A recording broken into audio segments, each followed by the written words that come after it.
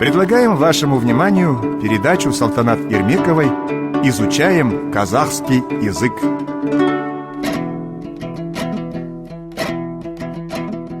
Здравствуйте, дорогие радиослушатели! Начинаем нашу очередную передачу «Изучаем казахский язык». Сегодня мы поговорим о тех терминах, которые обслуживают казахский свадебный обряд.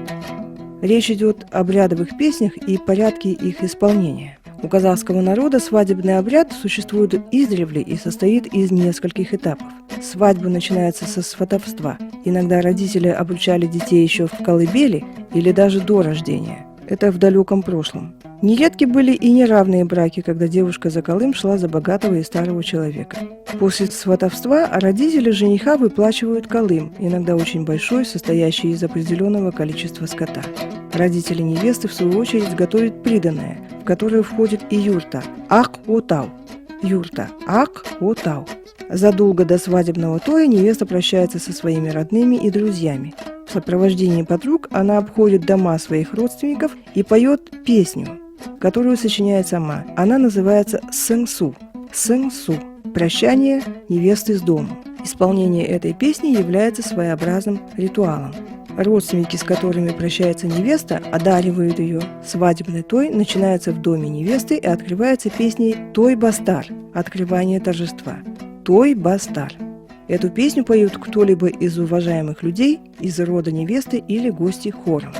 В песне «Той бастар» поется о щедрости хозяина, о будущей счастливой жизни невесты в доме жениха, о богатых подарках исполнителю песни. Вы слушаете передачу «Изучаем казахский язык».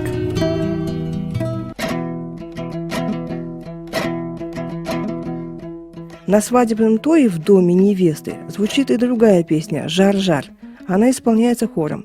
Существует мужской жар-жар, бодрый, энергичный, и женский жар-жар, задушевный и печальный. Итак, жар-жар.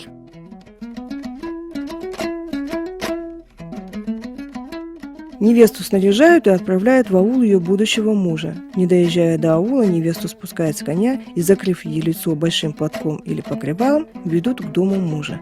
У порога дома невесту встречают ее будущие родственники. Акын или кто-нибудь из рода мужа поет ритуальную песню «Бет-ашар» – «Открытие лица невесты», после которой открывает покрывало. Песня «Бет-ашар» состоит из двух частей. В одной из них Акын знакомит невесту с ее родственниками, в ответ она кланяется каждому. Другая часть «Бет-ашар» назидательная.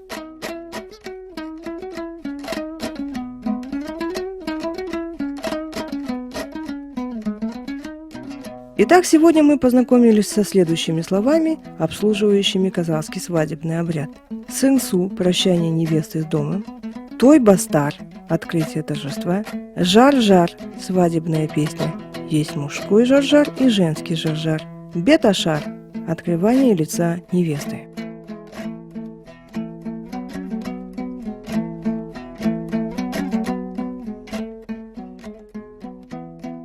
На этом мы заканчиваем нашу передачу. Передачу подготовили саунд-дизайнер Шинар Худжаева и Салтанат Ермекова. Если вы хотите постичь основы казахского языка, слушайте передачу Салтанат Ермековой «Изучаем казахский язык».